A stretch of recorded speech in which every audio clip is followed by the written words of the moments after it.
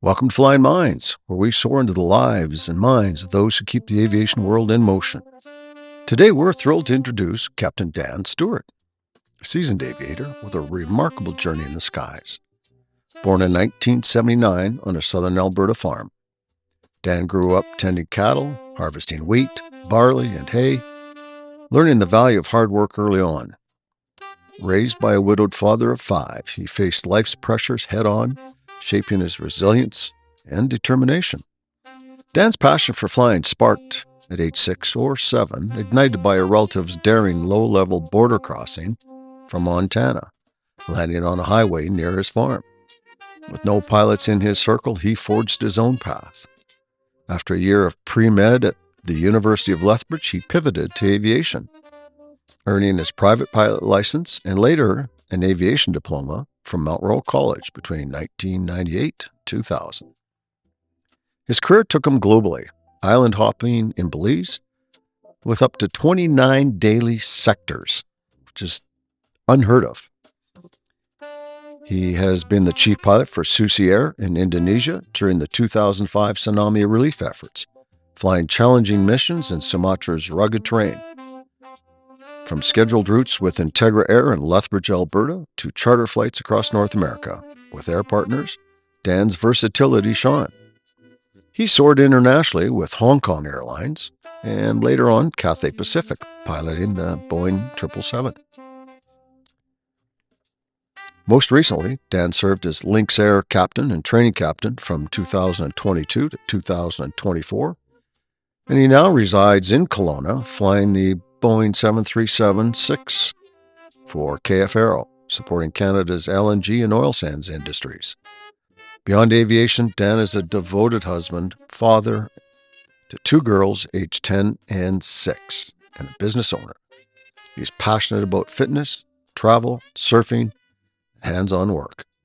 Join us as we dive into Captain Dan Stewart's incredible story of grit, adventure, and life at 30,000 feet. So buckle up. We've got a great story ahead. All right. Here we are, Flying Minds. And today we have Dan Stewart. Thank you, Dan, for joining me. Thanks for having me on such short notice. Appreciate it. Well, you actually flew in from Kelowna to do this today. I really appreciate it. Got to support your friends. Thank you. Appreciate that. So let's start talking about, you grew up in southern Alberta on a farm, chucking hay bales. Yeah, chucking hay bales, cattle, you name it, driving tractors when I could barely see over the steering wheel. All of the above. Yeah, absolutely. Very loose back in the day. Yeah. I have, my brother-in-law and my sister have a cattle ranch north of Brooks. Oh, yeah. And my nephew runs the ranch, and he's got 2 little boys, 3 and 4. And those little kids, they are, they've got their own 4-wheeled, what do you call those things? You drive around on the Yeah, little ATVs. ATVs, yeah. They've got their own horse.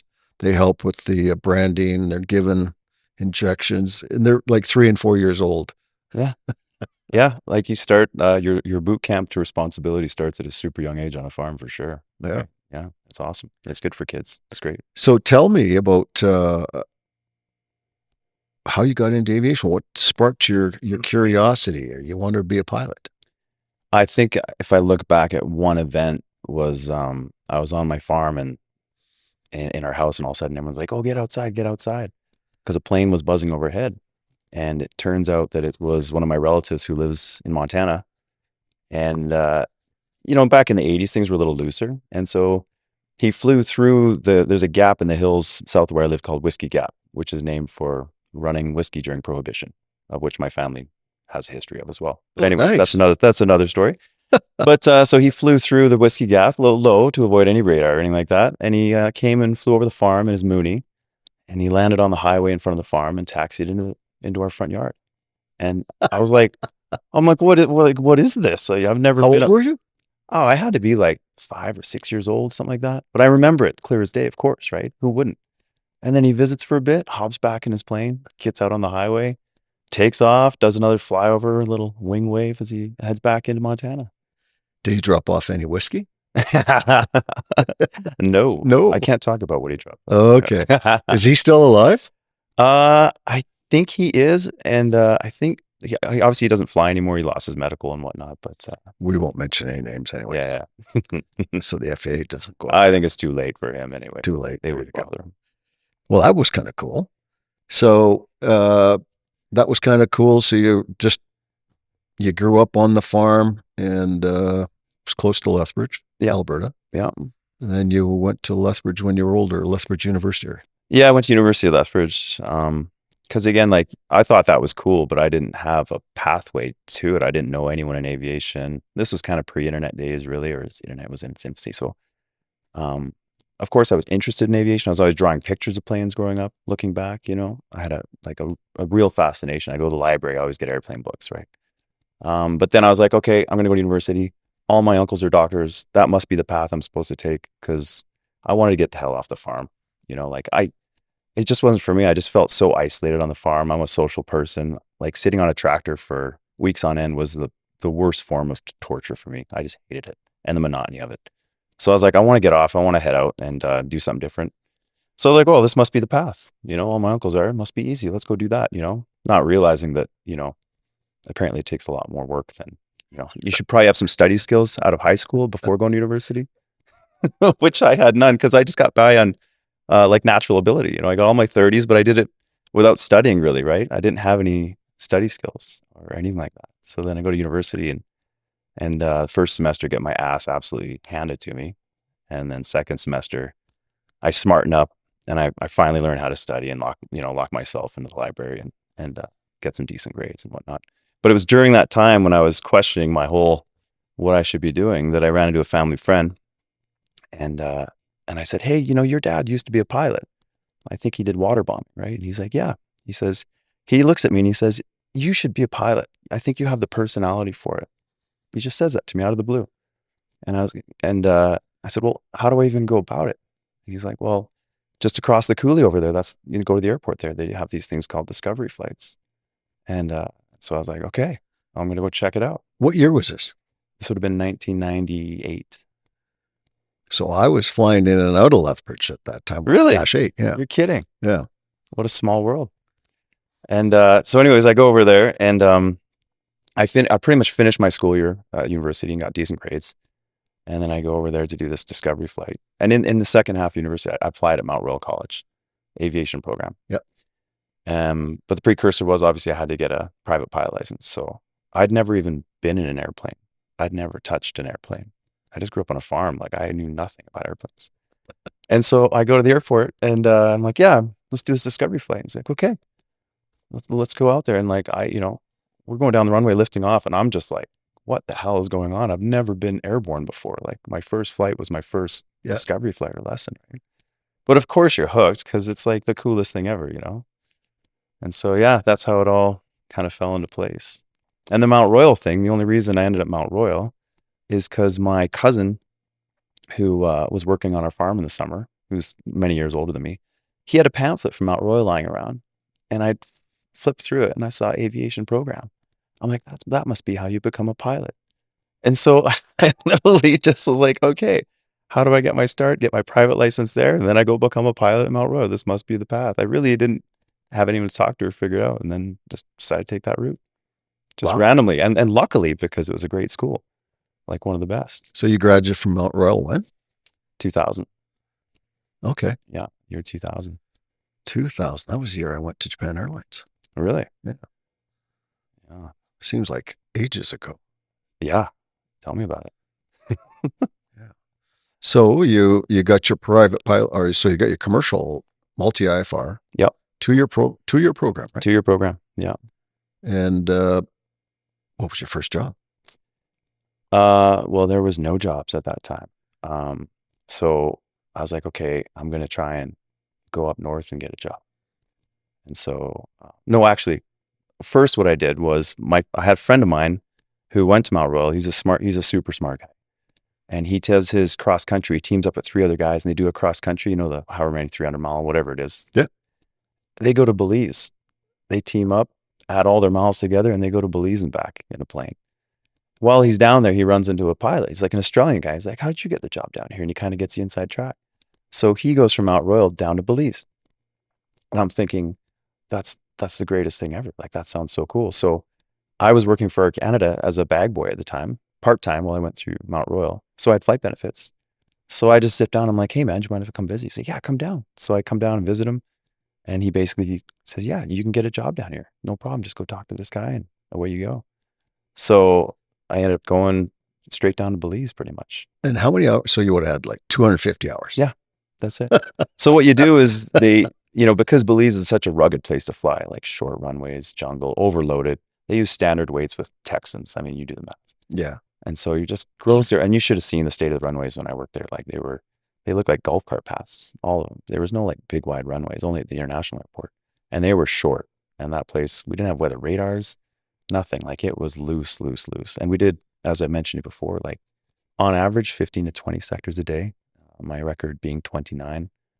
Shut up. I'm not even joking at all. Okay, 29 sectors. 29 hops. So lots of islands, obviously. Yeah. So like you could take off from like Belize and head over to Keycocker, which is like 10 minutes, San Pedro, another 5 minutes, back to Keycocker, 5 minutes. You can go from the international to the municipal, which is a 5-minute hop or less. You can go down the coast, 15 minutes. And so all day long, you'd literally, and it's so efficient that like you would land, feather the prop as you're rolling in, shut it down, roll in with the engine stopped. And by the time your brakes are set, they have the pods open, bags out, bags back in. You're firing up the engine to go again. Like, you spent no time on the ground. It was like pit stop all day long. F1. It was absolutely Here we go. F1. Yeah. Dangerous third world F1. Okay. What aircraft? So you start off, they make you fly in the right seat of the Caravan till you're competent. And then you go and fly a 172, 207. And then I flew Islanders for quite a while. And then most of my time was on Caravans, Cessna Grand Caravans. Yeah. Is the Caravan a turboprop? Yeah. It is. Yeah, it is. Yeah. Good old PT6. Yeah. Like, what a relief to get in that after being in piston planes over the water and jungle. And, I was finally felt safe getting into a turbine engine. How'd you feel about flying the single engine across the water and between islands? Well, funny enough, like just 2 days ago when I was heading down to Costa Rica, we flew past Belize, and I could look over and I could see one of the remote islands out in the water that we used to fly to, and I could see the airstrip, and I was pointing it out to the guy I was flying with. And I looked back towards the shore, and I'm like, oh my God, I can't believe I used to bomb out there in a single, like a 207. They just throw a life raft in it, and you just take passengers out over the water, not even really thinking. You're like, oh. Like, you're just young and just what you do. You're just young. You're excited to have your new job, and you don't really have you're just excited. You're more excited than scared. And I think that's why you do what you do when you're young. And you would have been, how old were you? 20? 21, 22-ish. Yeah. So that's where you've got 23. Big kahunas, right? Yeah. When you're just too dumb to know any better. So you flew the single engine across the water. Yeah. 29 sectors. Yeah. So how long were you down there? Well, I got there in September of 2001, and we all know what happened in 2001. Yep. And so I was just happy that they kept me, and I was able to keep a job through that whole time. So I was down there for 3.5 years, just island hopping for 3.5 years.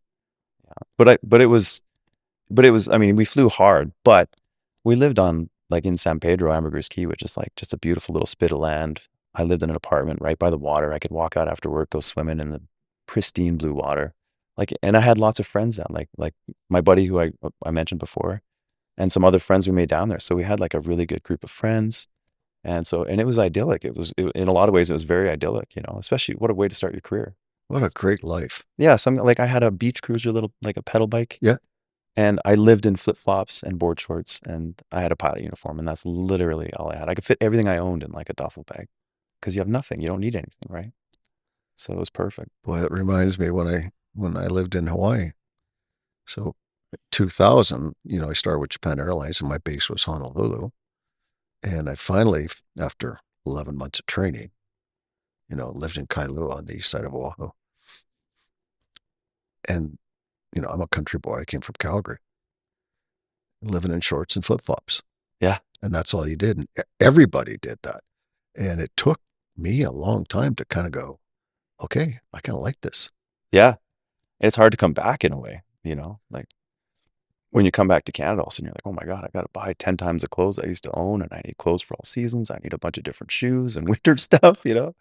So it was great. I Well, when loved we finally moved back to it. North Vancouver, I took the freighter position out of LA, and we thought, okay, we got to start skiing because all we did was summer sports, right? Baseball, surfing, Yeah. and but we didn't have any winter clothes. We didn't have any skis. We didn't have anything. Gets expensive. So October is when they have the turkey sale up at Whistler. Took the whole family up there and walked into, I think it was Comar's. We're going to give you a little plug there, Comar. Called out the manager. He said, it's 5 of us. Outfit us. He said, we need everything. He just looked at me and goes, what do you mean? I said, well, 1 snowboard, 4 sets of skis. We need clothing. We need boots. We need whatever it is to ski. And he just looked at me and goes, all right. 10 grand later. I was going to say, what was that bill like? 10 grand later, we were outfitted. We had our pass for the season, and it was awesome. But so I get where you're coming from. Yeah. On a much larger scale. Yeah, I guess 5 people or 4 people. No, it was 5 of us. What am I talking about? Anyway, so you're in Belize. This is where you really kind of started your career. Yep. Any great stories from Belize?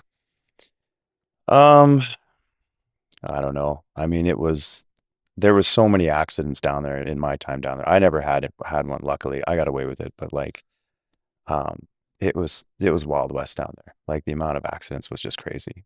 People running out of gas. And the runways were so short. There was people running off runways. There was all sorts of carnage that happened down there. Like almost it seemed like every 3 to 4 or 5 months there was at least something that would happen, an incident where someone would go off. And one case in point, I was heading into San Pedro from Belize International, which is a 18-minute flight. And there was a thunderstorm. And I was newly checked out on the caravan. And I was in a brand new caravan that didn't have a GPS in it yet. And we're heading out to the island, which normally is not a big deal down there, and it was nighttime. And a massive storm over the island. We don't have weather radar. We just kind of know it's getting bad as we're coming into it. And I kind of see it, and it's getting dark. And one of my chief pilot, he took one of the islanders to the end of the runway, and he pointed it down the runway, and he was like, yeah, he was basically vectoring guys into the runway because it was so bad. So instead of actually saying, hey guys, you probably shouldn't come in here, he's like, yeah, I see you. Turn to your right a little bit. You got the runway type thing. Like it was loose. And a guy behind me, he actually orbited, and he lost his SA, and he went into the water with a plane load of passengers. But and so I come in, and they're like, where's Roy? I'm like, what do you mean where's Roy? He was right behind me. And and so you're thinking worst case, this guy is just the guy you fly with is gone, and all the passengers are gone. You're thinking, and it's a big thunderstorm, you're thinking this is bad. And anyway, some boats saw him go in, and it was kind of like a CFIT thing almost, because he just kind of lost SA because he was circling low level in a thunderstorm and just kind of went in not too hard. Boats went out, saved everyone on board, brought him back in. But when everyone heard a plane went down, they immediately thought, oh, it's the new guy on the caravan without the GPS. This must be Dan type thing. And the next day I show up, and I'm getting hugs from coworkers. They're like, the staff that are working in Belize City, because they heard a plane went in, and they thought the worst, because I was so young and inexperienced, Yeah. And so anyway, yeah. And how was the other pilot? He was fine. Like physically fine. But I think mentally, obviously, that takes a toll on someone, to have an accident. Did he not fly for a while? Or did he quit, or did he keep on going? He kept on going, but he changed the way he flies. Very cautious after that. Very, very cautious. Yeah. Which probably is not a bad thing. Prudent, maybe prudent. Yeah. Yeah. But yeah, just loose stuff like that. Like there was never ever close the airport, don't go. It was most time like American Airlines, Continental would not be getting in to the international airport. We'd be getting in. We just either scud run or do our own silly stuff. And we had such good local knowledge, right, that we could kind of cheat to get in places. But it was loose, like very, very loose. In Belize, yeah. And how did all of that experience make the pilot you are today? Well, right after I left, my chief pilot, who I respected a lot, but he pushed it. He was known for pushing it. he took a job working for Francis Ford Coppola, flying an Islander up to his lodge in the mountains of Belize, and he got into an accident and died with 2 honeymooners on board, pushing the weather, right? And so this guy that I kind of respected, but I knew he pushed it. After that, I was like, man, like no matter how good you think you are, it's going to catch up to you if you keep pushing it this way. Like, and this guy was the most skilled of any of us, and so, and then also seeing all the other accidents, I was like, man, like this is not the way to fly. Like this shouldn't be acceptable that we're having wrecks and stuff like that every 6 months or something like that. There's something about the culture, everything around it that was wrong, and all the safety systems around it and the infrastructure. Like there's just so many holes in the Swiss cheese that I was like, I got to get somewhere that's maybe a little more professional. So were you still there when he crashed the airplane? No, I had just left not long after. So what caused you to leave? Well, 3.5 years of island hopping. And as mentioned, like single engine over the water and everything, I'm like, man, your number's going to be up down here. Like eventually something's going to happen, and it can be out of your control. You know what I mean? And so, and I eventually wanted to go to the airlines or do something like that. And so my smart friend who originally went to Belize, he's always looking at angles of how we can get out of here. And there was no jobs in Canada, no nothing. And then there was So this would have been around 2004 or 5 then. Yeah, it's 2004. Okay. So 2004. And so there was a caravan news magazine. They'd publish and put them out to all operators of caravans. So he opens it up and he sees, oh, this company in Indonesia just bought 2 brand new caravans, like it's a startup. And so him being him, he just emails them and says, hey, I see you got 2 brand new caravans. Do you need some pilots? And they wrote back, as a matter of fact, we do. And so this starts a back and forth. And he says, look, we need an ops manager, chief pilot. And so I'm like, well, you're good with books and I'm good with people. You be the ops manager, I'll be the chief pilot. This would be great, Appointing your own, yeah, I'm going to be the chief pilot. So is that what you did? Yeah. And so I know. And so well, this is getting good. I know. Like only a 25-year-old kid like would think that this is a good idea. Going to the country with the worst aviation safety record. So not only do you have big kahunas, you're going, okay, I'm going to be chief pilot. I'm going somewhere else. Yeah, because we want to get to Asia because the long-term goal, like my buddy, again, the smartest guy I know, and you don't have to be a smart person, but you need to know how to attach yourself to those people or listen to those people. So he's like, Cathay Pacific is the long-term goal, because like when we're in college, a Cathay guy came and talked to us who was a graduate. And my buddy was just enamored from there. So remember who that was? I don't remember his name. Okay. I don't remember, unfortunately. I wish I did. But anyway, he came talk to us and it left a huge impression on my buddy and me too. I mean, I was like, this is crazy. This sounds so cool. And so his goal was just laser focus on getting to Cathay. He's like, okay, if we get a job over in Asia, this will help our resume to get over to Cathay, right? But it's on caravans, right?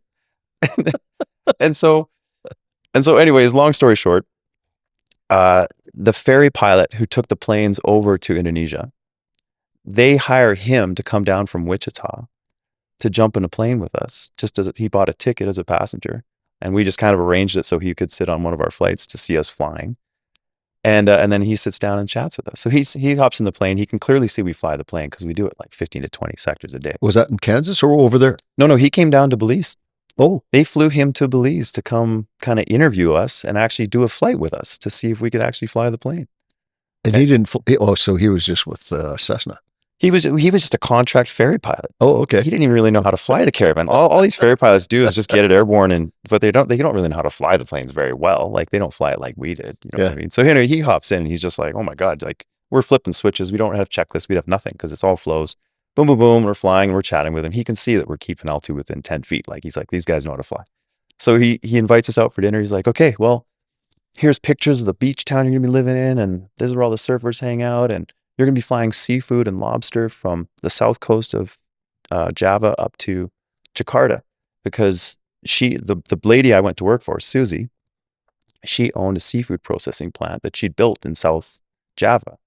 And so they take all the fish and lobster and everything like that, process it, and get it to Japan as fast as they can. But the problem was the drive from the south coast to Jakarta was like 12 hours. And so a lot of the lobster were dying. They're having lots of problems with it. And they want freshness. They want quality in Japan, as you very well know. Yeah. And so she was dating with this German guy. He was a smart guy. And he's like, yeah, you should get some airplanes, some caravans. Originally she said 207s. And then he's like, no, we should go caravans. he convinced her to get these 2 caravans to fly seafood and tourists. And so that's how this job came about. And so I took the job thinking, this is going to be paradise. I'm just going to be surfing and flying seafood and tourists up to Jakarta, no problem, right? And then I put in my notice in Belize. And then a week or 2 later, all of a sudden, tsunami in Indonesia. And I'm like, my buddy wakes me up. I'm sleeping. He calls me. He's like, look at the news. And so I look at the news. And I'm like, oh my God, do I still have a job? Like, what's going on? Are the people I'm going to work for alive, you know? Right. And so I call him. I'm like, hey, what's going on? They're like, yeah, it's all good. It didn't affect our part of Indonesia, but we're going up to fly tsunami relief. We need you here like yesterday, as soon as you can get. So I just went and talked to my chief pilot. I said, man, they need me there bad. And he says, yeah, you can shorten your notice. Just get there. No problem. We'll cover for you. Head off. Congrats. And so, yeah, I just bombed straight over to Indonesia. Yeah. And Holy shit. Yeah. Yeah. And then I. So you landed, so where did you go directly to? Well, like an idiot, when you're young, you're trying to save money. And I bought the cheapest ticket I could get over to Indonesia. So what ended up happening was I had to fly home to Calgary, renew my passport real quick. And then I flew from Calgary to Los Angeles on China Airlines, tech stop up in Anchorage, then down to Taipei, then down to Singapore, and then down to Hong Kong, and then down to Singapore. I was on airplanes for, I think it was 24 hours. It was the stupidest. I was like, and I landed, I'm like, I'll never do that again to save a couple $100, but you're a cheap, you know, you're so poor, you have no money. And so anyways, they just tell me, all they tell me is just get to Singapore and give us a call. Right. And so I get to Singapore after being awake for days. And I give him a call and nobody answers the phone. And I'm like, I've never been to Asia. I don't know what I'm doing. So I'm like, well, I'm exhausted. I got to sleep. So I just say, hey, where's the cheapest hotel? They're like, yeah. And which actually ends up being in the seediest part of town. But anyway, so I go down there, I check in a hotel. I wander out to an internet cafe. I said, hey, this is where I am. I'm in this hotel. Just call me when you get to it. I got to sleep. So my phone rings at like 3 a.m. or whatever. And they're like, get to the airport right away. You and that ferry pilot, he'll meet you there, and you guys are going to fly over to Medan, Indonesia, like on Sumatra. I'm like, okay. So I just wearily get up, get showered, wander over to the airport, meet this guy. We hop on a flight over to Medan, and it was kind of the hub for the tsunami relief operation because it was the only major city that wasn't really affected on the opposite side of the island. So we come in there, and we end up holding for like probably 45 minutes with all the traffic coming out of there with the tsunami. We come in and land, and then I walk into the terminal. It's like, oh my God, I'm not in Kansas anymore. This is like, I'm like, this is very, very basic, you know? And anyway, I get through, they meet me, shake hands with them. I walk over to a remote part of the airport where they had those tents they set up for soccer games and stuff like that. Yeah. They have one of those set up. There's a coffin as a coffee table. There's King Air seats that people are sitting on. And I'm like, what is happening? Like, what's going on? And as it turns out, the coffin was from in Sumatra. There was a civil war kind of thing between the military and these people who are running drugs for guns and stuff like that. And like a separatist kind of thing, revolt going up in there. So the coffin was from a military guy who'd been killed up there. And they brought him back in the coffin, put him in a proper coffin. And they're like, oh, great, we can steal that as a coffee table. The King Air chairs are from this guy'd come from Guam in his King Air. This vet owned a King Air, and he come from Guam with a Continental Airlines pilot, and they're going to go and help fly tsunami relief. And on their first or second trip into one of the strips, they forgot to put the gear down. And so then that plane was totaled. So then they just took those seats out. And then those guys, my boss is like, well, why don't you come fly my planes then for a while? And it was so loose that they just started flying the Caravan. And so I show up. These guys are flying the Caravan who haven't really been trained in a Caravan. Her German husband has like 700 hours and he's checked himself out as a captain on this thing and he can't fly the plane for anything. And they have one Indonesian pilot who, we'll get to that. But so I'm sitting there and they're like, yeah, eat some rice and we're going flying. So that's literally how I got there. I literally ate rice. They handed me a piece of paper. It's a validation to fly in Indonesia. And I'd never written an exam or seen anyone, but I have a validation and the license number is my phone number. I'm like, well, that works. Put it in my pocket. Hop in the Caravan. And we like 2 seconds on the ground after just eating some rice, having a coffee, I'm heading over the mountains of Sumatra in a Caravan with this guy. And I go over there and I see the destruction and everything. I'm like, oh my God, like this is intense. This is serious. And we land and I fly back. And the next day I'm on my own with an Indonesian guy. And so that's how it started. And so it was just absolutely death by, it was just, you're in the deep end immediately. Just, So you left Belize because you realized that, some of the shit you were doing there was maybe not the best. Now you're in Indonesia. It's probably worse. oh yeah. Like Belize, like Indonesia was like, now you have massive terrain. We didn't have much terrain in Belize. You have language barriers. Like a lot of them didn't speak English. Like I'd learned Indonesian fast because some of the airports I went to, the guys couldn't report the weather to me. So I had to learn like real fast. You know what I mean? And then even the ground crew and stuff, a lot of them didn't speak. So it was absolutely just the learning curve was as steep as possible. And they told me as well, they're like, you just show up. It's all the books are done. You just got to show up and yeah, this operation's already set up, turnkey. He said to me, this ferry pilot, and I show up and the manuals are written for a 737 operation. They just copied them and paid off the Indonesian authorities to get approval to get going. There was no training program. There was no SOPs. There was nothing. And so I had to, while doing tsunami relief flying, get all this stuff going and try and claw back this operation from being an unprofessional mess to actually something that would survive, because I'm like, I'm not going back to Belize. Like I've made this commitment to come here. And when you're helping people, like you feel a responsibility. So I'm like, we got to make this work. And So what exactly were you doing? From flying from where to where, and were you hauling people? Were you on cargo? it was everything under the sun. It was people and cargo. It was just Wild West. It was just whatever showed up on the day. So we got contracted by I won't say the name, but like NGOs and they would just say, look, we need you today. You're just taking freight. So you take like a whole plane load of wheelbarrows, or like you're just taking workers for these NGOs and just taking them on their weekly rotations or wherever they need them and just responding to that. Or you're taking injured people with like medevacs. You're almost doing medevac type stuff too. So yeah, it was varied. Like no 2 days were really the same. So how did you? I mean, let's talk about the challenges for a sec here. Like I'm having a hard time processing this here. I still 20 years later. How did you handle that mentally, or what was the system that you used to make sure that you stayed sane? Because that sounds crazy to me. Well, I didn't. This is the problem. So the other thing I forgot to mention is my buddy who was going to come over with me, he got a call from Cathay. The bugger. So he didn't come. So then I'm on my own, completely on my own. And so I honestly, I didn't. This is the problem. I got over there and I wasn't looking after myself mentally. I was just so laser focused on trying to like keep the wheels on, get as many flights done as possible, get the operation safe from where it was, because it was just so wildly unsafe. Like claw back, train everyone, get SOPs in place. Like it was so daunting. Like I was overwhelmed, absolutely overwhelmed. So much so that I flew with the Indonesian guy, and they're like, your number one job is to check this guy out. He's got like 5,000 hours. And I'm like, great, I could use the help. Perfect. Let's check him out. And we start flying and my heart just sinks, because I'm like, oh my God, this guy doesn't know how to fly. Like he doesn't have an instrument rating. He couldn't fly in cloud. And he's going like up and down. The altitude alerters going on and off. He has no idea what he's doing.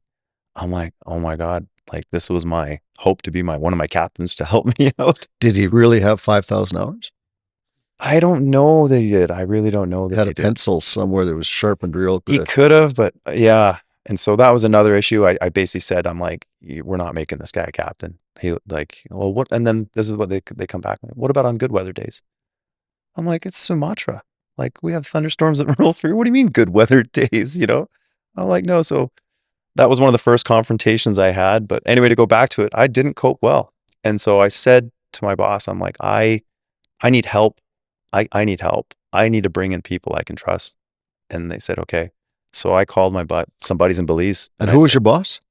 Her name was Susie. Well, she was the one that fished. Yep. Oh, okay. And she spoke English. Yes. Okay. Yeah. And her boyfriend / husband, or this German guy. Okay. Who was a very intelligent guy, but anyway. So I said, I need help. This is not working. Like, I need help. You need to let me bring in some people that I trust. And so he said, no problem. So I called some buddies and I said, listen, like one of my buddies is flying, two of my buddies in Belize. I said, I need you. And they came. All right. Yeah. And so Yeah, so they came over and they showed up. And I remember my buddy shows up. He's like, "Oh my God, you look like shit." He just looks at me. He's like, "You look like shit." And when you are going downhill and it's happening slowly, you don't really notice it. You know what I mean? Like, but when he hasn't seen you in months and then he sees you, he's like, "Oh my God, dude, you are skinny. You look like hell." I lost like 15, probably 15 pounds, 20 pounds. I was just like a skeleton just from all the stress and flying my ass off and then probably all the other mental stuff that's going on, right? How many hours a day were you flying? It depended on the day, but I could go up to like 8 or 9 hours, 10 hours because we're only flying daytime and some like into the night a little bit, but it was mostly just daytime flying. But it was tough flying too because you're flying up over the Sumatra Mountains, so it's like 12,000 feet, and you're there for less than 30 minutes, but I mean it takes its toll on the body going up that high, like 4, 5, 6 times a day, and then Thunderstorm Alley, Shit. like thunderstorms everywhere. Like that place is just So how did you cope? What did you do to, I mean, your body tells you look like shit. yeah. Was that an eye-opening thing for you? Did you look in the mirror? Like, what happened? But if it just came to a head where I almost like kind of broke down in front of my buddy, and I'm like, I don't know what to do. I think I need to just get out of here and leave. I don't think I can do this anymore. And then I was kind of non-confrontational at the time. I was a young guy, and he actually just went to the bosses, and he said, "Listen, you guys got to sort some shit out, or he's out of here, man. Like he's at his breaking point, you know." And and so, anyways, then things settled down a bit. We got better. We got a proper living accommodation. We got proper I put my foot down on certain flights and said, "Look, we can't fly this much. We have to have a limit." Because they weren't limiting. They said, "Oh yeah, because of the tsunami, we talked to the authorities and we can fly as much as we want," type thing for these 2 months or 3 months, which was total nonsense. But I bought into it, so I'm like, "Yeah, we got to go." And so anyway, we went back within the rules and regs, slowed everything down. I was able to take everyone aside, train everyone properly, and then I took control of my health as far as fitness again. I hadn't worked out or done anything. I was exhausted in months and months and months. So then I started working out again, and then the other big thing is having my friends over there. That the boost from You need a social network. Sure, right? having those guys there, and being able to go out for a beer, or go out golfing, or do whatever, and finally just having some camaraderie was massive. That was a big boost to be able to keep going. But yeah, it took its toll. It was bad. It was really bad. Yeah, I have a picture I should show you one day. Of like we went to a beach and I'm showering off with some water, and I look like a skeleton. I should show you. Yeah, it's wild. Well, seeing how you are now, there's no way I could see you as a skeleton. I was skinny. Yeah, I was skinny. Yeah. So was there anything that you recall that other than the social network, that's huge for your stress? Mm-hmm. Um, was there anything else that you did kind of other than working out that helped you cope with that?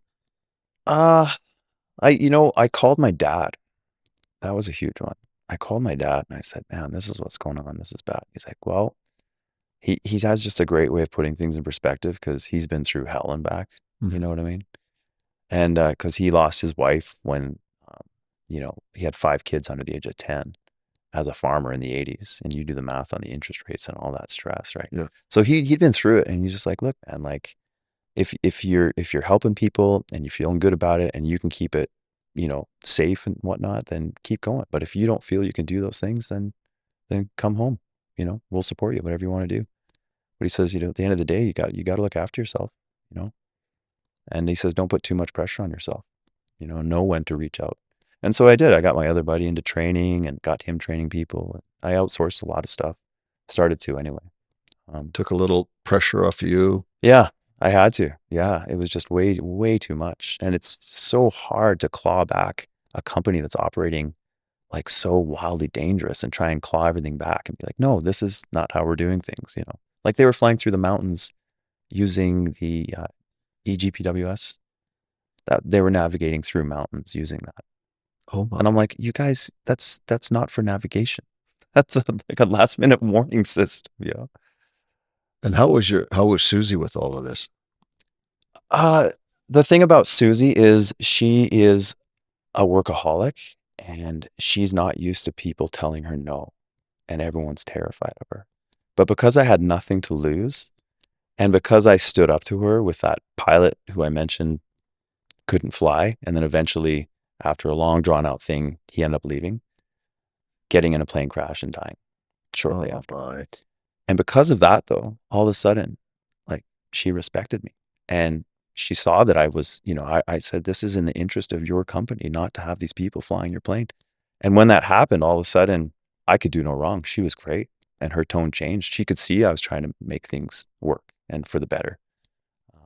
So, yeah, having a heart to heart with her was important. And the only reason I was able to do it, because I legit was packing my bags and about to leave. And I was like, I had nothing to lose. So I could be brutally honest with her because I had nothing to lose.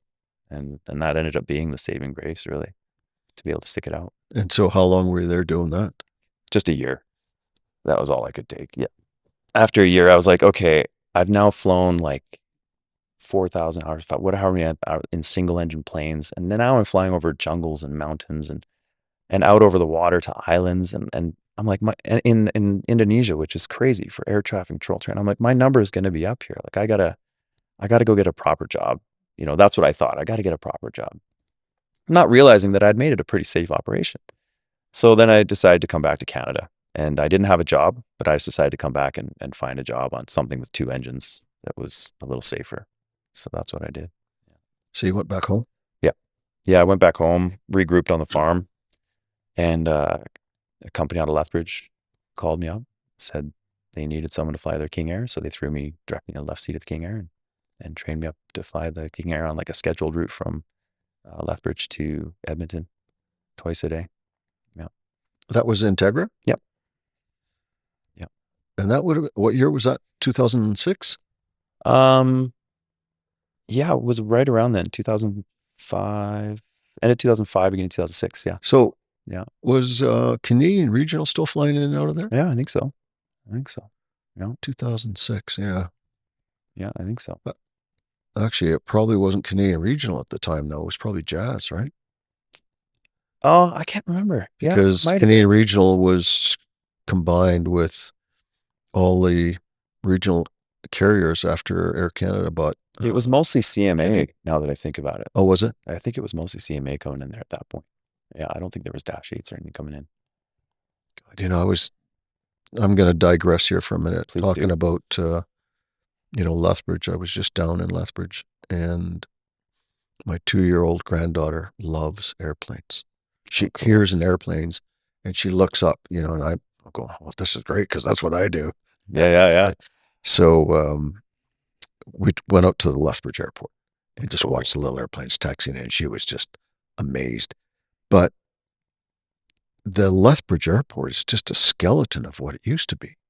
Because when I was flying in and out of there, so I started flying the Dash 8 in the end of 86, beginning of 87, based in Medicine Hat. And we used to just go Medicine Hat, Lethbridge, Calgary, Lethbridge, Medicine Hat. And then we started expanding into going up to Edmonton and then into Cranbrook, to Castlegar, to Penticton, to Kelowna.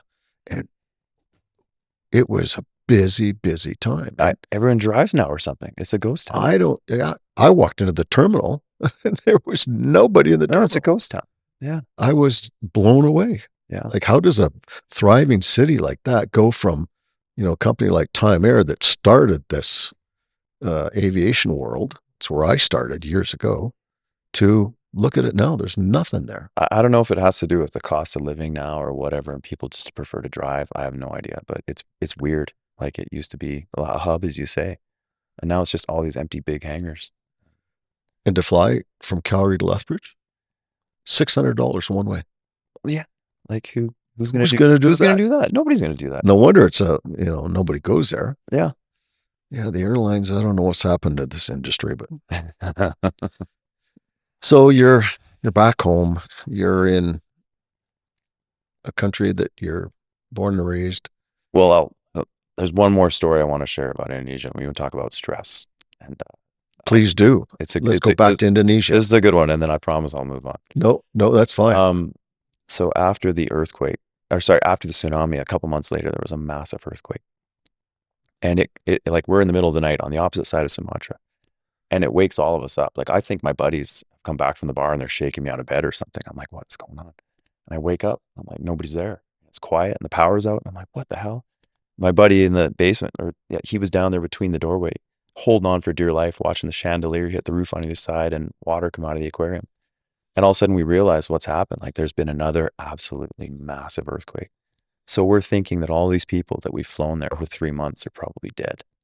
We're like, oh my God, another one's hit because it was so massive. And it was almost as big as the tsunami earthquake. Oh, so what did it register? Do you remember? 8.9 or something. It was 8.8. It was, I could look it up, but it was massive. And so we're thinking, oh my God. So then, to her credit, my boss, Susie, she says, listen, she calls us. Is everyone okay? Yeah. Listen, first light, I want those planes out there. And I don't care what the NGOs say, because one of the NGOs was such a bureaucracy, they couldn't decide who's going on the plane for hours and hours and hours. She said, I don't care, take the plane. And Was this like the Red Cross? I can neither confirm nor deny. Okay. So anyways, first light, we go out there and we show up at these two islands, and the terminal's on the ground, like the terminal building's on the ground. And the whole island is one, like the water is away from all the islands. And we're like, oh my God, a tsunami's coming. Cause like Everything goes out. yeah. And we're like, oh my God, there must have been another one while we're airborne. There Yep. must be a tsunami coming. But then we hang out in the air for a while. Nothing's happened. And what had happened was the whole island on that plate jumped out of the water 1.6 meters overnight. What? Yeah. Yeah. Because there's one side of the fault line that goes down and one that goes up. And overnight, this island jumped out 1.6 meters. There's boats high and dry. The whole shoreline's moved out. The whole island? Whole island. Yeah. Everything on that side of the fault line jacks up. Yeah. And Holy shit. yeah. And I again, I was the same as you. I was like, I didn't think geological terms this would happen. I would think little by little, but yeah, overnight just jumped out of the water. So boats are high and dry and we're thinking, okay, there's no tsunami. We've been in the air long enough. Let's go try to land. So we come in and the runway's cracked up and we're like, okay, there's a good space on it. I think we can do it. So we go down the runway, 90 knots ground speed. We time it.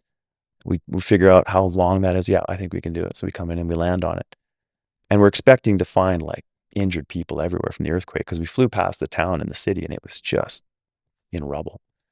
And no one was really there. And so we like, that's really weird. We fly back. The next day, she's like, go again. We go back out again. And what had happened was the path to the airport had been blocked by boulders and they couldn't get to the airport. But the next day, when we went back out, it was like, Michael Jackson's Thriller video when everyone comes walking out. I hate to say it like in the terms of that, but like the most horrific injuries you've ever seen, like, from falling stuff and concrete. So I'm out there with a plane and, again, credit to my boss. She says, go pick up anyone who's injured. I don't care. Red Cross or whoever, NGO is going to pay for it. I'll make them pay for it. And if they don't want to, then I'll tell them, So I said, okay. So she just sent us on orders just to get out there and screw the bureaucracy, just go pick up injured people. So we go out there and this is, where was this airport again? It's called Nias. It's off the west coast of Sumatra. And you're going to take them over to? Back to Medan so they can actually get to like proper medical care. Because out there on the islands, there's nothing. It's sparse. There's nothing. And so we start filling the plane and Medicine Sans Frontières, Doctors Without Borders, highly recommend. I said to the guy, because they're always the first on the ground. And I said to the guy, I'm like, listen, I need some triage here. You need to give me the worst because I can only take so many. He loads the plane up. And he's like, oh man, I don't know if this guy's going to make it and this guy's going to make this guy. And I'm like, so you make one of those calls. I'm like, well, I'm not going to be overweight. They're just little Indonesian people. I'm like, throw them in the aisles. And so I just threw like 3 or 4 extra people in the aisles and just made the call. I'm like, I can't live with myself if they stay here and die.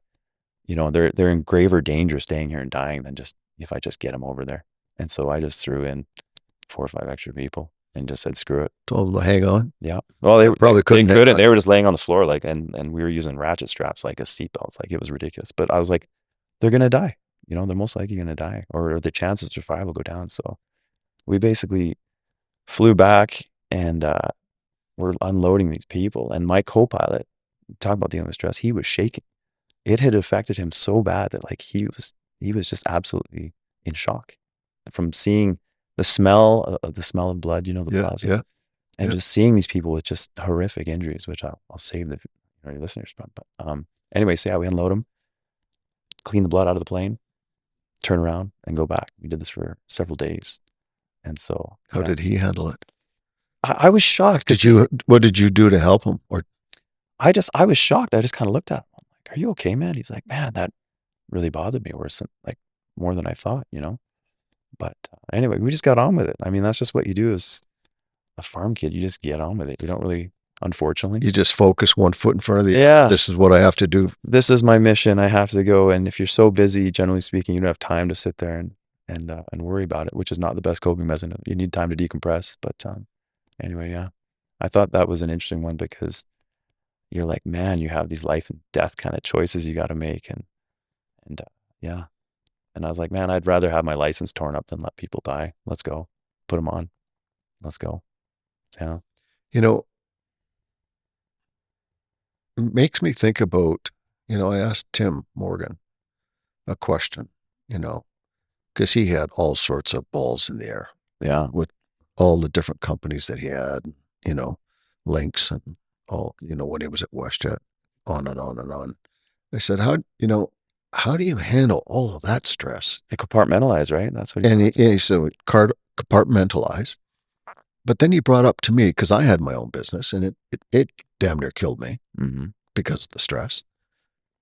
And he said, so when you go flying, what do you do? How do you get here? I said, well, we have checklists. He goes, exactly. You have checklists. If something goes wrong, you have a checklist. You have SOP, standard ops. You have built-in structure. You have built-in structure. Yeah. And so listening to your story, I'm going, okay, there's a lot of shit going on behind you that you probably didn't think about because you took your structure, got the airplane in the air, went and did what you had to do, and then Yeah. Do you think that may have helped, or like what was going through your mind? Yeah, like I was always able to get in the plane and be like, okay, this is the task at hand. Shut everything else out and go to work and be professional, right? Like I'm generally pretty good about that. But we all like to think we are, but I think it affects us more than we like to realize. Like you can be, if you're stressed to the absolute, nth degree, you're not going to be able to compartmentalize everything. And No. most likely your sleep's not going to be as good. You're probably going to be out drinking too much with the boys or whatever, just blow off steam or whatever it is. Like you're not going to be at your physical best, and definitely not your mental best, no matter how good you think you can compartmentalize, right? Which I'm sure I wasn't. So you did that for how many days? It was only about 2 or 3 days of that, and then the Singapore brought in these Chinooks and started taking them out with Chinooks, so we were off the hook. But so once that kind of settled down and you're kind of done your job with that one, yeah, what did you do? Like, how did you kind of de-stress? honestly, I don't know why, but for some reason it affected other people worse than me. I don't know if I'm just desensitized from the farm and all the stuff we see on a farm, but like that sort of stuff didn't really, at least that I know of, really bother me too much. I was able to just kind of get on with what I was doing. I was so busy just trying to keep up with everything that I don't think I had time to actually sit and reflect until like now, or you know what I mean? When we actually talk about it in past tense, you're like, huh, that seems insane. I wonder if medevac pilots, I'm sure they probably go through the same stuff. I Did think you do medevac other than this? No, No. never did medevac. When you're on the King Air? No. No. But I mean, they get trained on, hey, listen, like it doesn't do anybody any good if you kill everyone on board the plane by pushing it. They have very, very rigid rules, those medevac guys. Yeah. Where we just kind of had to. Plus, they have medical staff on. They have medical staff. We didn't have anything. We just had. Just you. We had just me and a guy on the ground who's giving me the worst, and coordinating and being like, okay, take this guy, and this guy. And you had to load them all. Yeah, we had to help them. Like I'm gonna have to show you some pictures, but there's pictures of us carrying them off the plane into the ambulances on the other end, wiping ourselves off, getting back in and going again, And looking back, I'm like, that had to be hugely stressful. But for some reason at the time, I was able to just push on.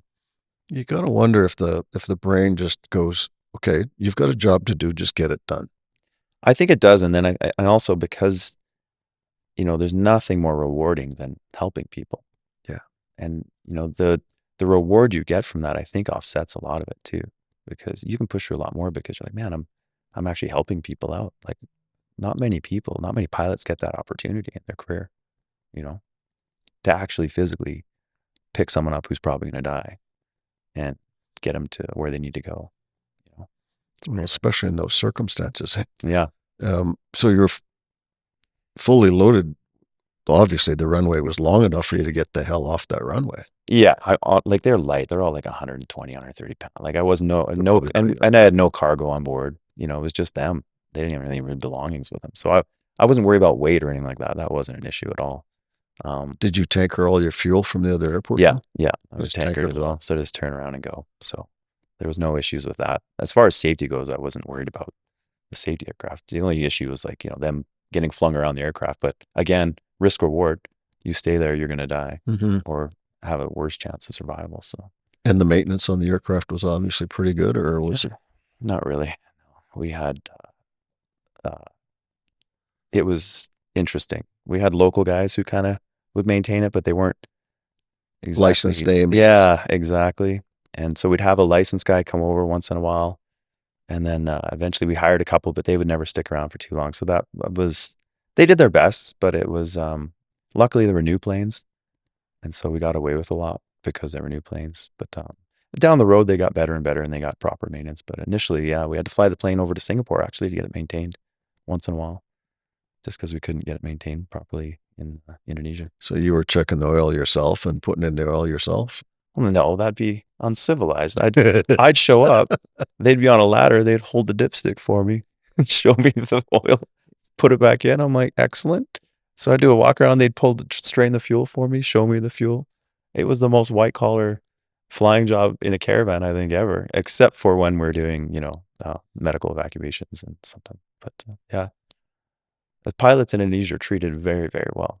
So in that regard, it was great. I didn't even put my own ladder down. They'd pull my ladder down. Yeah. Well, I think that's pretty much all over Asia. Yeah. Yeah, exactly. It's I think the only place they don't really treat them well is in, Canada is one of the worst, I would say. You go other parts of the world and even just being down in Mexico and Costa Rica, you get treated with a lot more respect. Yeah, sure. Yeah. We could do a whole episode on that. we don't want to get too depressed, but no. Well, look, let's stop there. I think this is a good time to take a break and hear a message from our sponsors. So we'll be right back.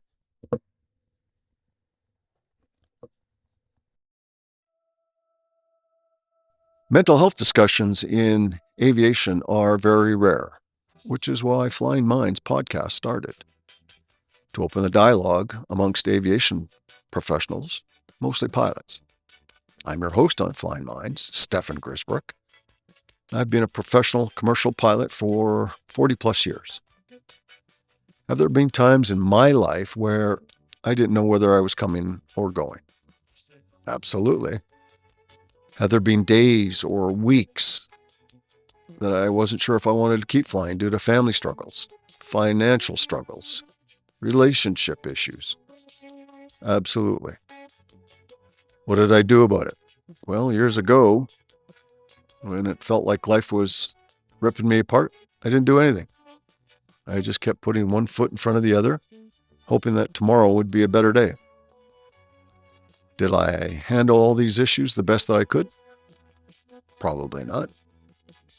Well, I'm here to tell all my listeners that if you've ever felt like that, you're not alone. In the past couple of years, I realized that I needed to talk to someone. So I sought out the help of a psychologist. And I have to tell you that it has probably been the best thing I've done for myself in years. It's therapy for the soul. I'm not ashamed to say this publicly. It helps. And I am a better person because of it. Which is why this episode is in partnership with BetterHelp. BetterHelp is the paid partner of this episode, and they're on a mission to make starting therapy easier. BetterHelp is a platform where therapists and their clients can communicate effectively and get the most out of therapy. And starting therapy with BetterHelp is easy. You fill out a questionnaire, and you will match with a therapist as soon as possible in as little as a couple of days. And one of the best features of BetterHelp is that if the first therapist doesn't feel like the right fit, you can easily switch to another one until you find someone you really connect with. With over 7,000 reviews and a 4.5 rating on Trustpilot, BetterHelp is a platform you can trust. So if you're struggling and you think you'd benefit from a therapy session, Go to betterhelp.com/flyingminds or choose Flying Minds during sign up, and you get 10% off your first month of therapy. You'll be glad you did.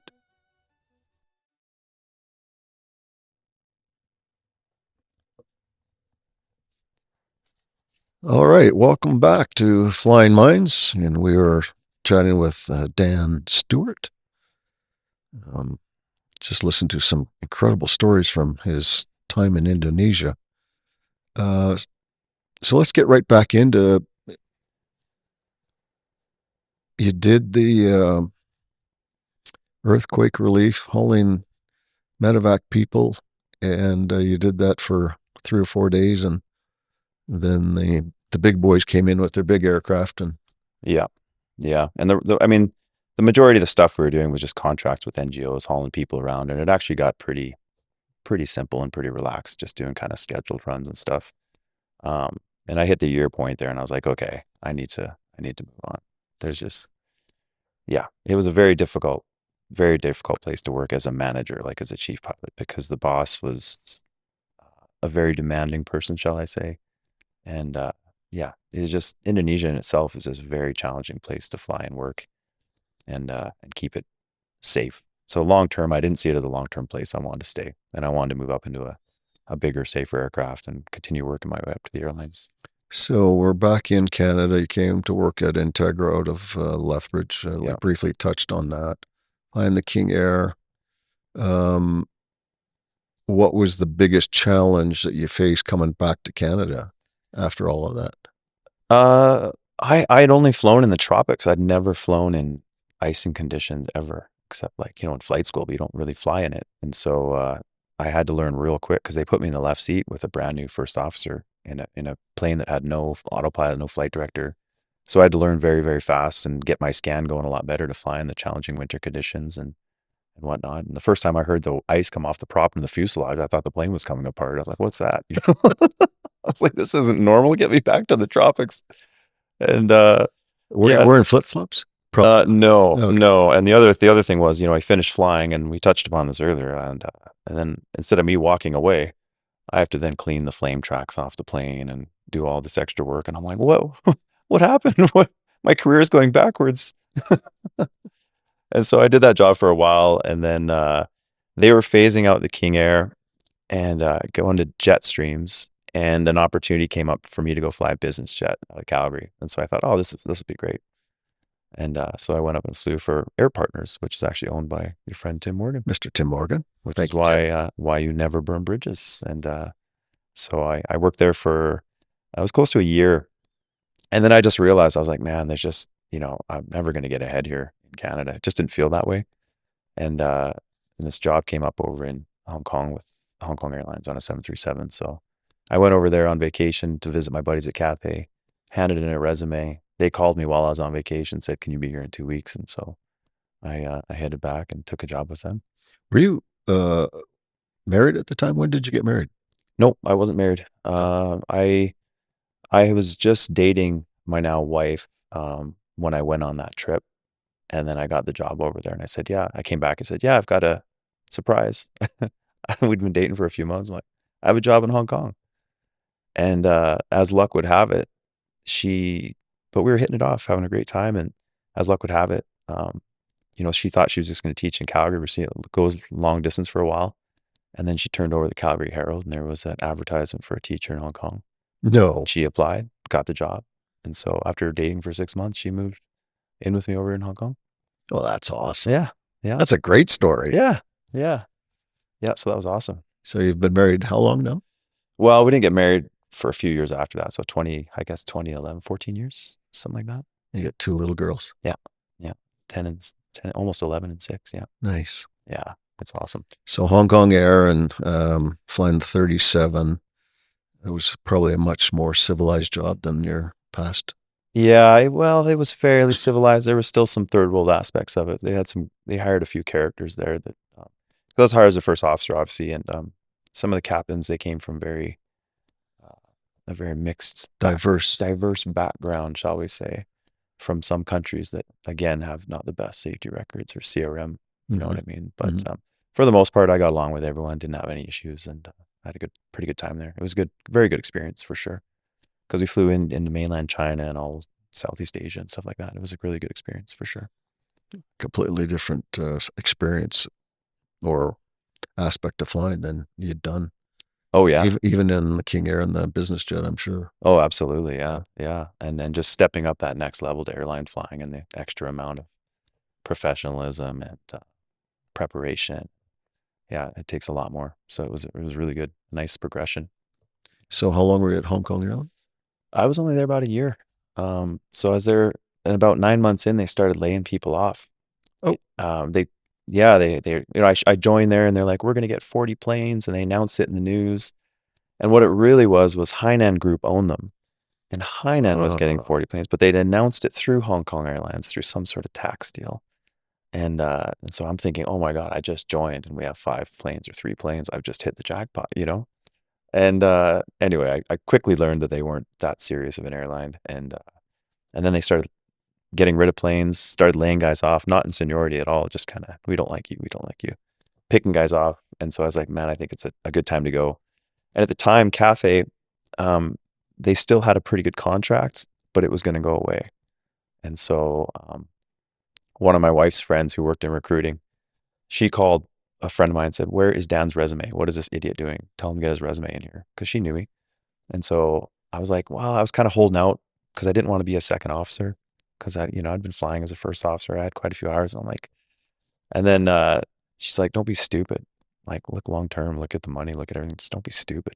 So I pushed my ego aside, applied, and then I got the job to be a second officer at Cathay. And then, yeah, and luckily I caught the tail end of a decent contract.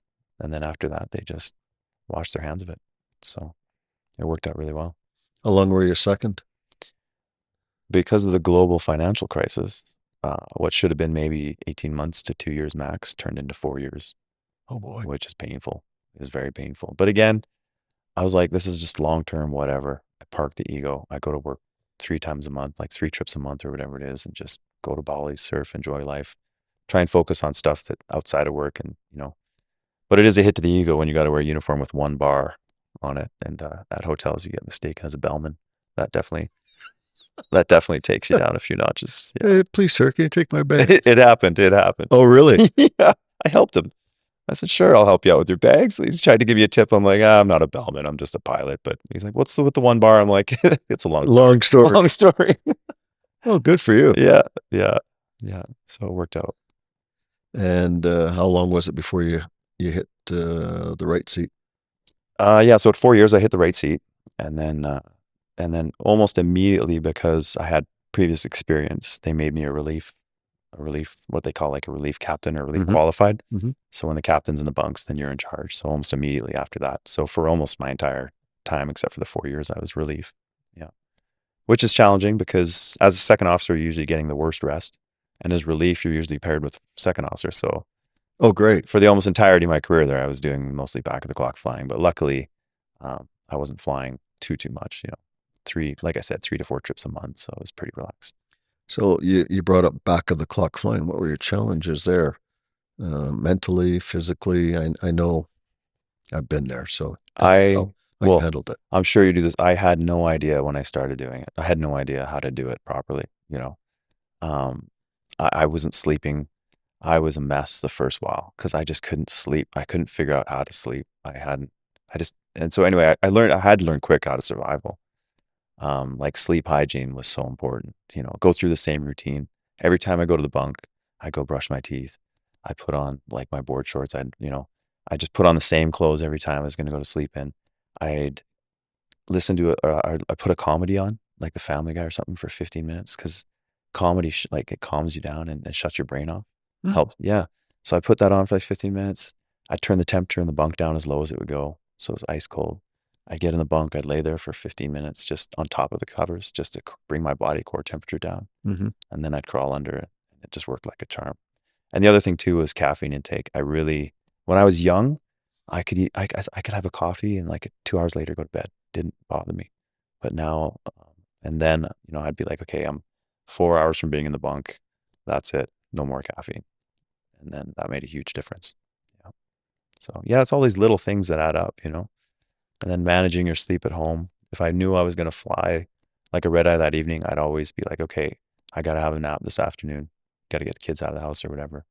And I would just put my eye patch on and at least try to nap. Even if I didn't, at least it would give your mind time to just relax and stuff like that. So yeah, hugely beneficial. And then you've talked about it with some of your other guests, but exercise.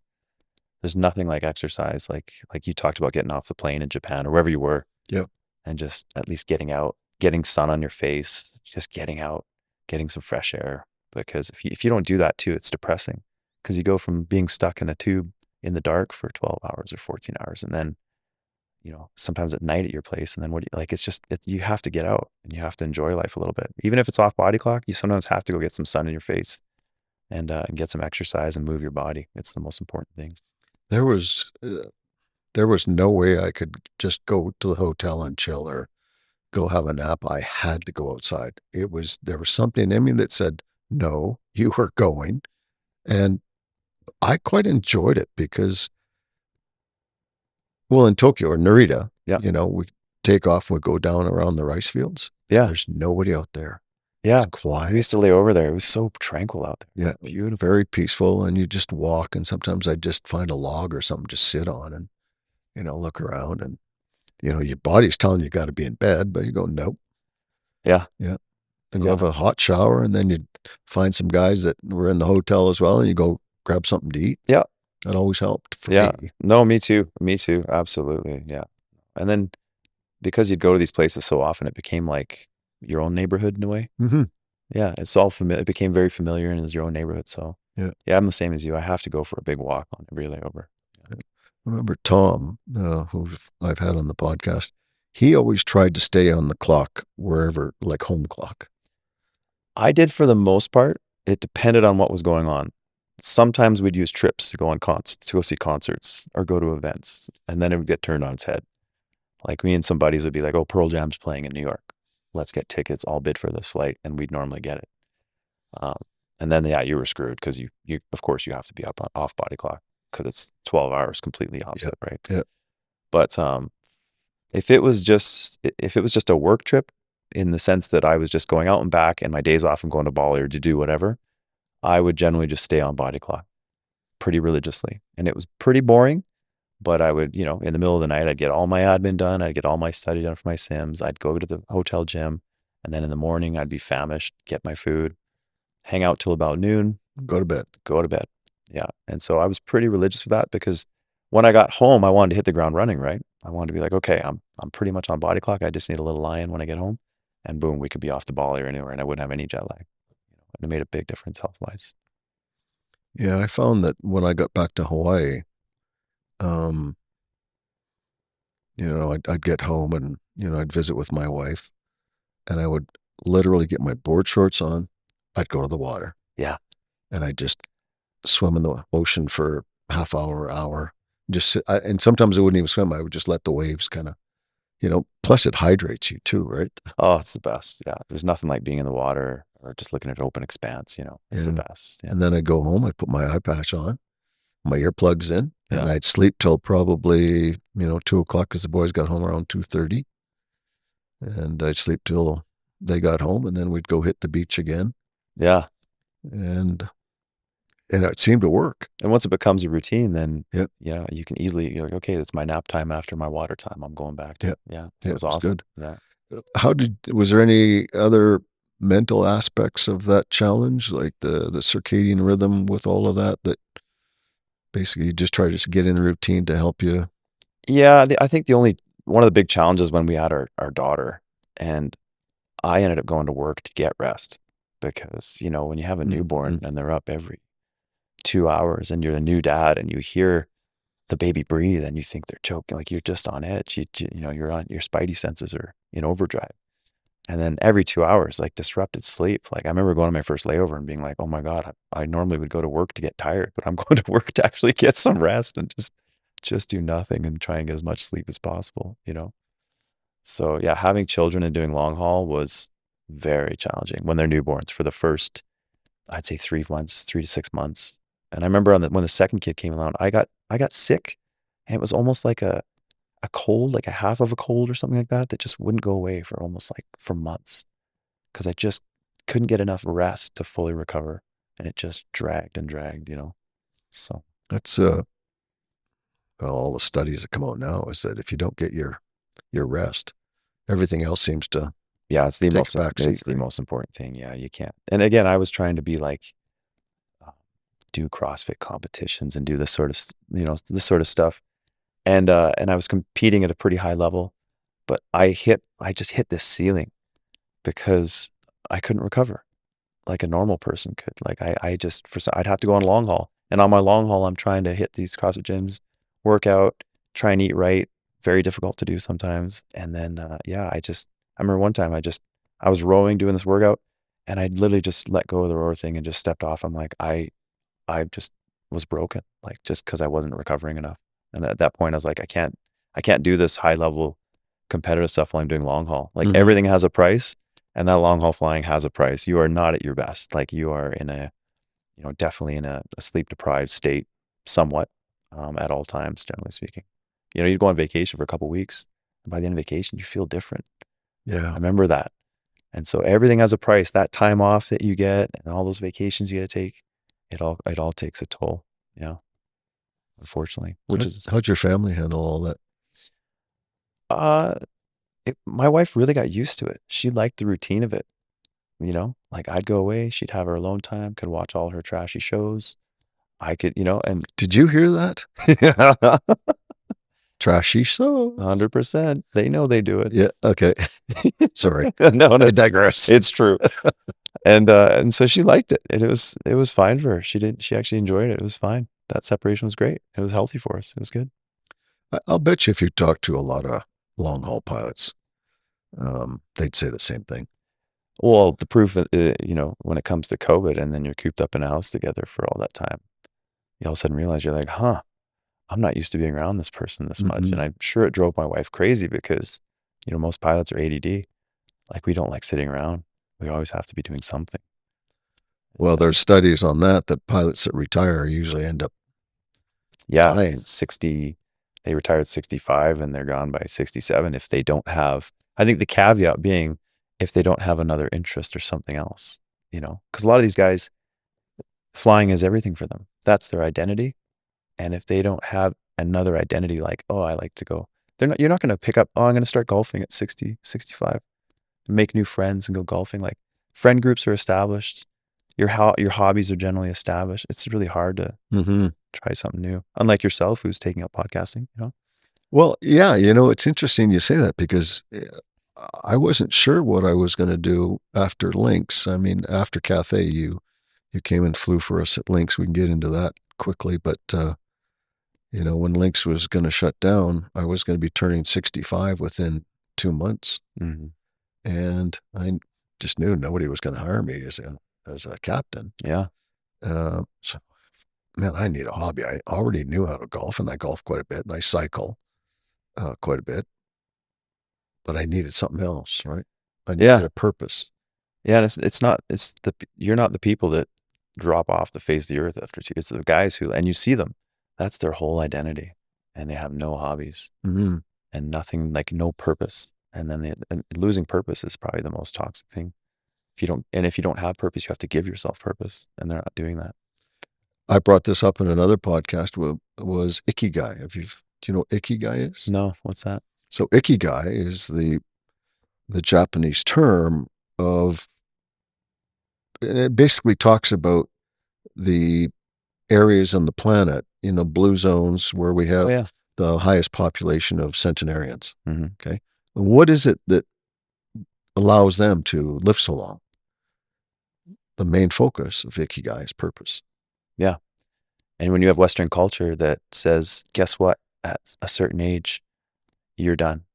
You have to retire. Like retirement it's not a concept in other cultures. You don't retire. Well, the 65, I think, is a North American culture that started, in the 50s. But even retirement in general, that was basically because they needed more people to come in the workforce on the bottom end. Yeah. To create more jobs. Yeah. It's like, okay, we're going to create this thing called retirement. And I don't think it serves anyone well. Like my dad on the farm, if you took him off the farm, he's one of those guys that's his identity. He'd be gone. Mhm. Yeah, with no purpose, that's his everything. Yep. Yeah. Along with purpose, you also have to, all the other things, food, social network is very big. Massive, massive, You massive. have to have a good social network. And so for me, and I tell people this, because I'm now 66. When are you going to retire? I go, well, I'm not. You don't. I go, well, what do you mean?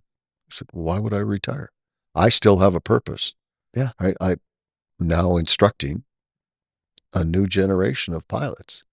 And that, to me, that's my purpose. This is my purpose, this podcast. I love it. Well, look at Japan, right? Which you're intimately familiar with. You look at the taxi drivers. They got to be like, you'll see guys in their 70s, Yep. 80s. Yep. And what are they dressed like? Immaculate. Yep. Their cabs are immaculate.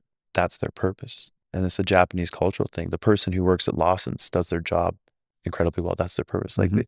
they have it figured out. Like, Mhm. you know what I mean? And I think Western culture could learn a lot from that.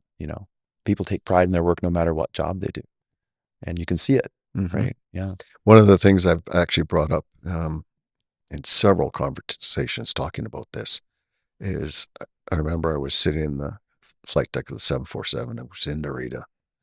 And, we were finished doing our checks. And, you're 30 feet above everybody. And I was looking down on the ramp and seeing guys doing their job. And in Japan, they have purpose, like you said. Well, the marshalers have a specific, they wear blue coveralls with their yellow vest, their white hard hat, their white gloves. Yeah. Their beautifully maintained wands. And this young guy, he's standing looking at his reflection in the window. Okay, there's windows, and he's practicing his marshalling moves. Yeah. And he did it for probably 20 minutes. In all your years of flying into Japan, did you ever show up and not have ground crew waiting for you? Never. Yeah. Never. Exactly. Well, even our transportation didn't matter where we went. Always waiting. Waiting. Yeah.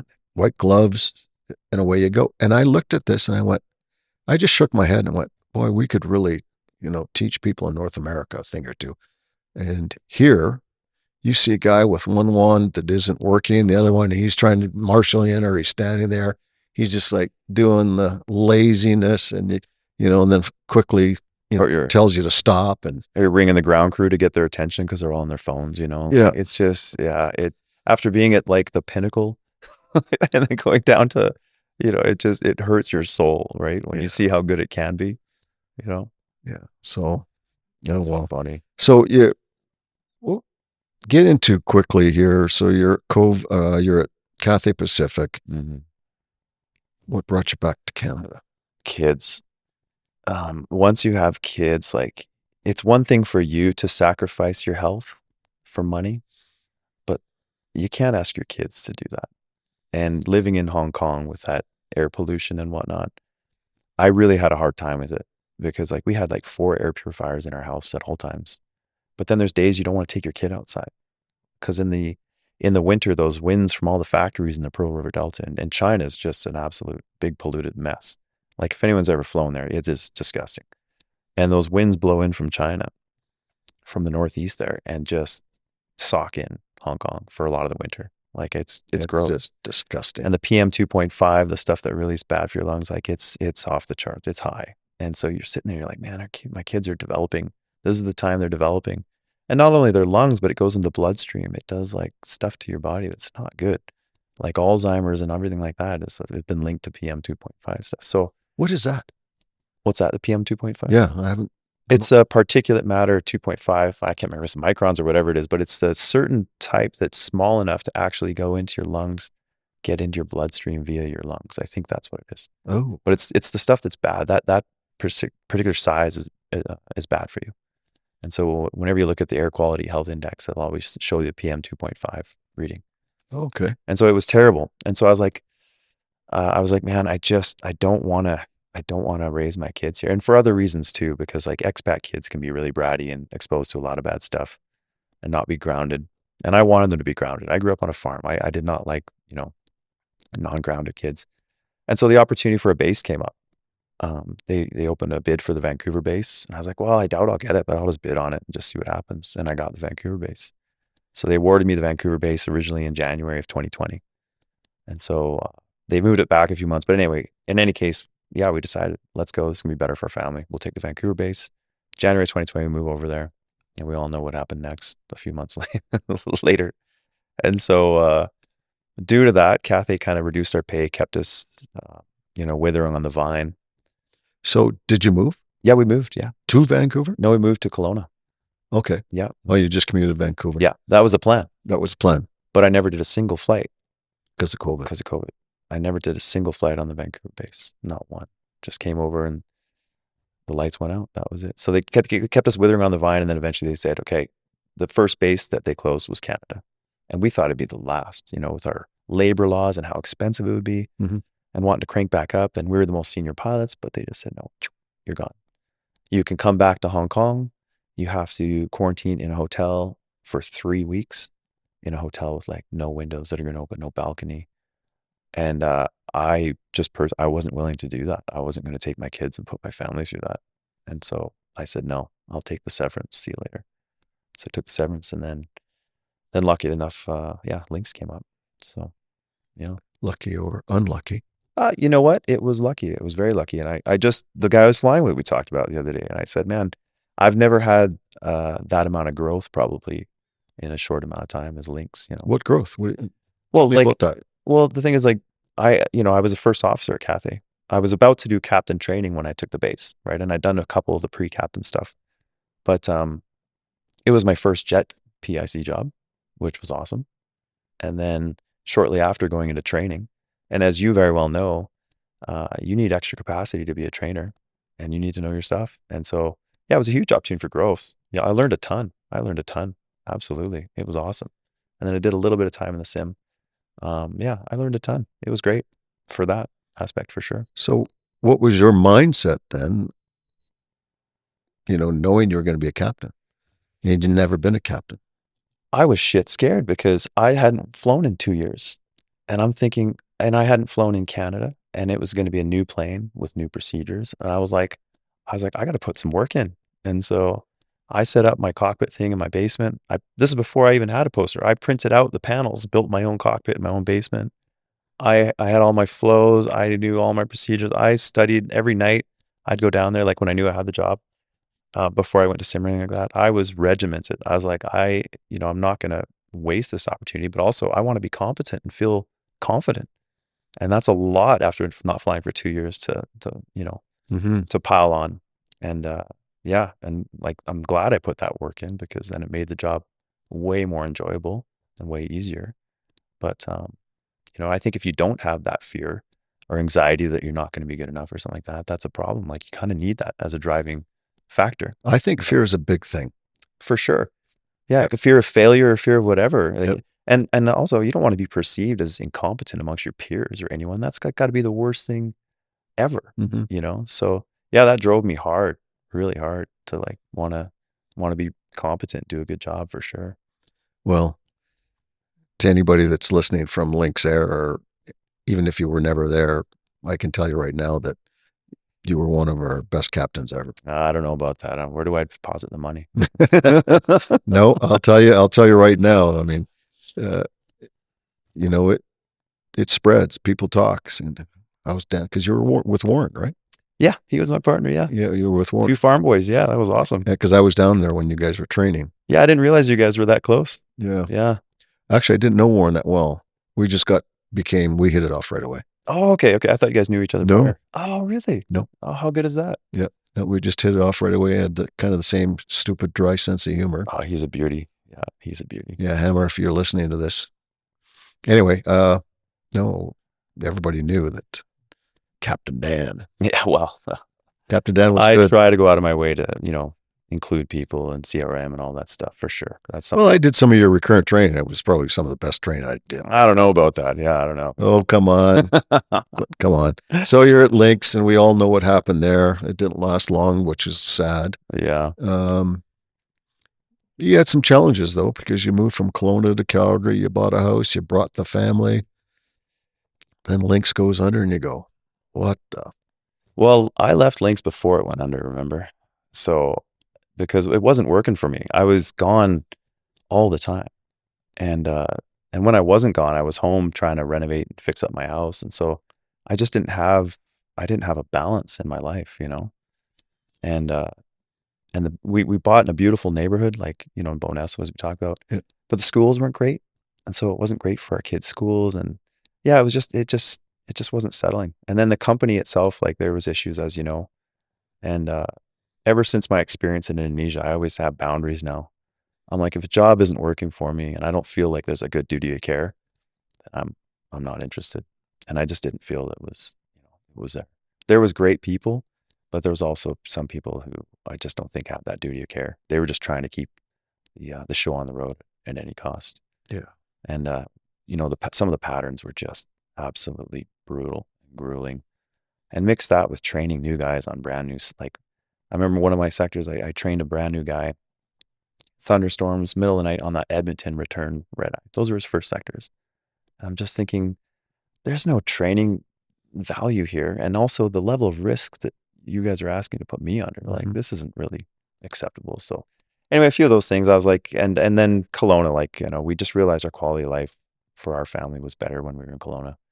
And then the opportunity came up to move back. So I just jumped on it, which was sad because, again, being ground floor at a company, and we had such good people, as everyone's mentioned. Yeah. Yeah. You made so many good friends and so many professional people and so many great memories. But then, you got to kind of do what's best for your health and And that's when you went to well-being. Kelowna Flightcraft. Yeah. Yeah. Yeah. And then you picked up, moved back to Kelowna. Yeah. Transition period, which is always tough, but you just got to be okay long term. This is gonna work out, and luckily it is. Yeah. Well, I think the big point takeaway there is, balance. You have to have a work-life balance, especially even if you don't have a family and you're single, you have to have a work-life balance. And I think that's a very important point for, any listeners that are just getting into this industry. You really need to focus Yeah. on your health, have some work-life balance, make sure you have a good social network, and still be able to step up to the job and do your job. Yeah. And, talking to my spouse, like, we just realized there was no balance there. And neither of us were happy because I'd show up home exhausted.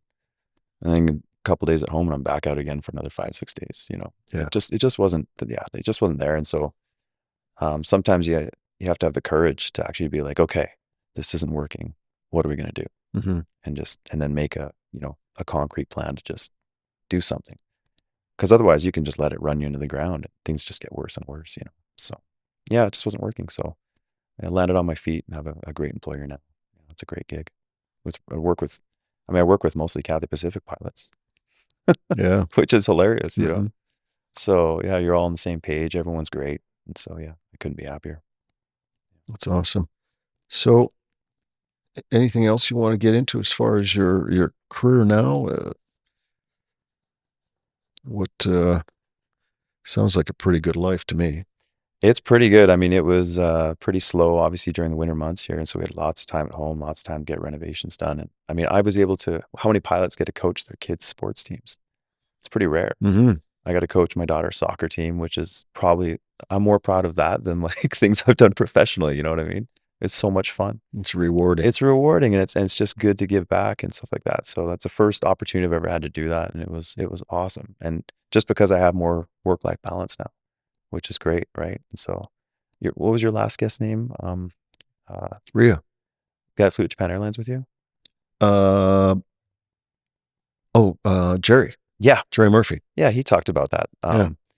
He's like, yeah, it's you got to go for, figure out what you want, like lifestyle or whatever, and you got to go for it. Like, some people chase the plane, this, that, and the other, and at the end of the day, man, it's about, for me anyway, it's just about lifestyle. And if you don't have your health, you have nothing. Like, Mm-hmm.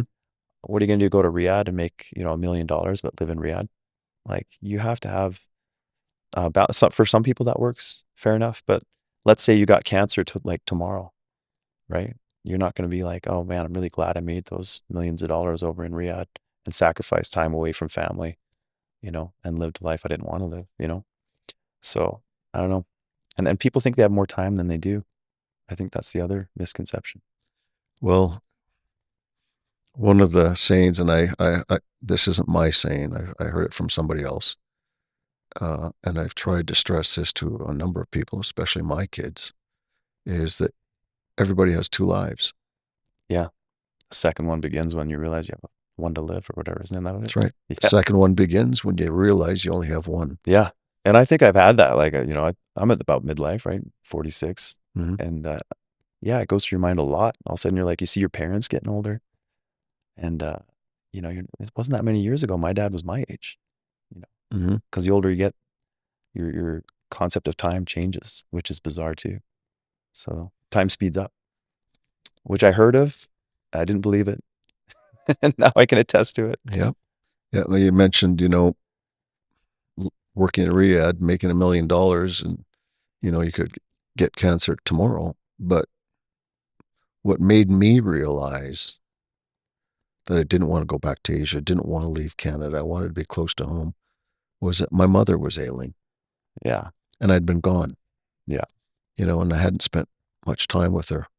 And I just thought, no. And that was probably the hardest part for me. And it's probably where uh, it kind of ruined my second marriage, was that now I didn't want to go anywhere. I wanted to be close to home, Yeah. right? Now I got a spouse going, well, you got to do so. You got to go. You got to go. I said, well, I don't want to. I've done.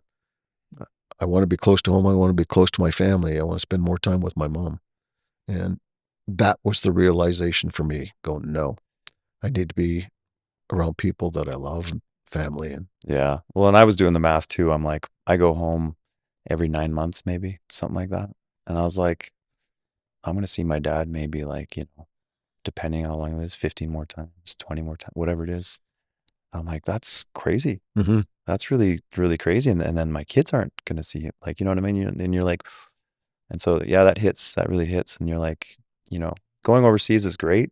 I would never take it back. But yeah, you have to realize everything, as we talked about, has a price, and you miss out on everything family wise, Mm-hmm. and then you play catch up when you come home.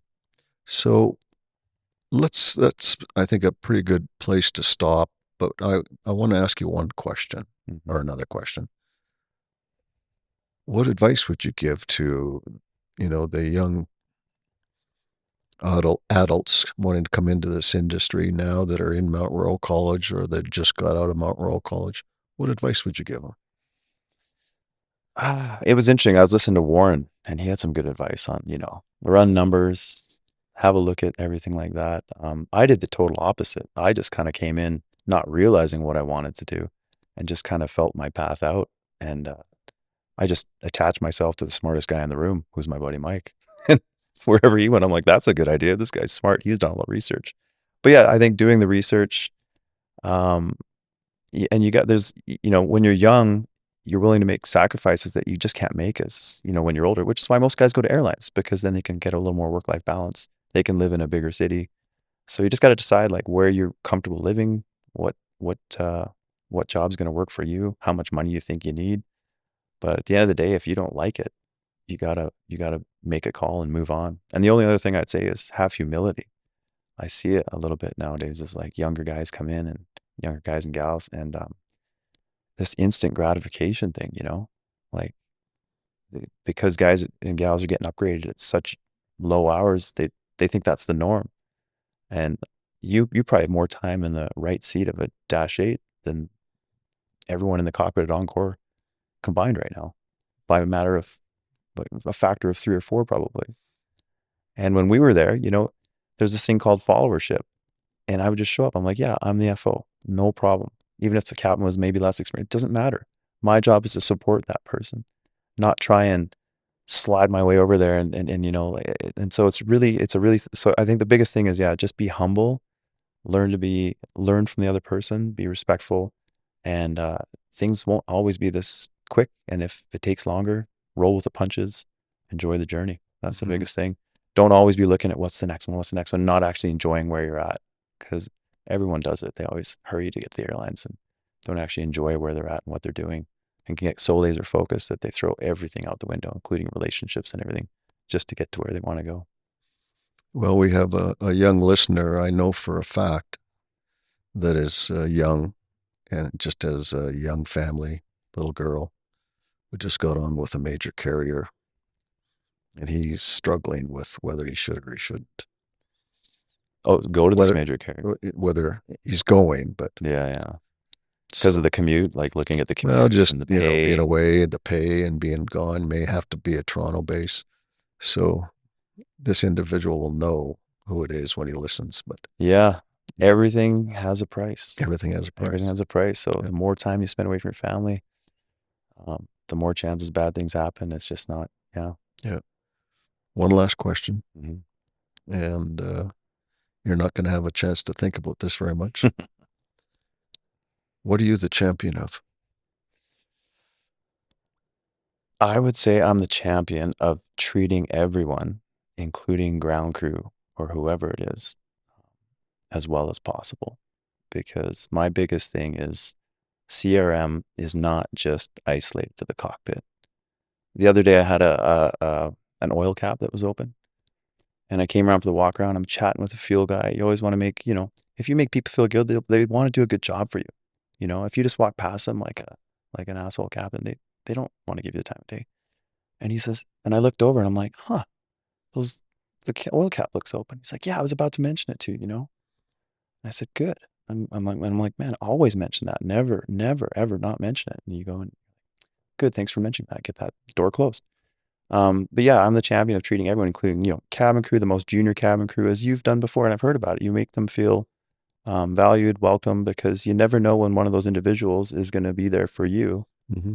professionally or even personally, right? So, yeah, I think it's really important. Some people lose sight of that when they move up the chain too high and they're looking down from their cockpit from 20 feet above, thinking, look how good I am, and forget about all the people that make it all happen in correlation with you.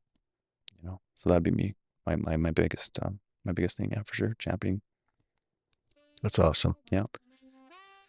Well, Dan, I this has been a great conversation. I can't thank you enough for taking the time to fly in from Kelowna and Yeah. spend the time with me. Thanks for having me in the therapy session talking about all my PTSD from Indonesia. That was great.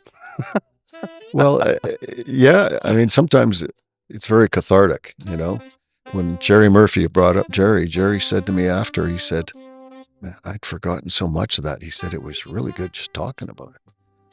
Yeah. He teared up a little bit. So thank you. And I hope the listeners that are listening to this take some meat from this bone and Yeah. learn from it. Yeah, I hope so. Yeah, thanks for the opportunity. I think what you're doing here is great. Awesome. Thank you. All right. All right, everybody. If you have any comments or content you liked or didn't like, chat at flyminds.com. And have a great day and keep the greasy side down.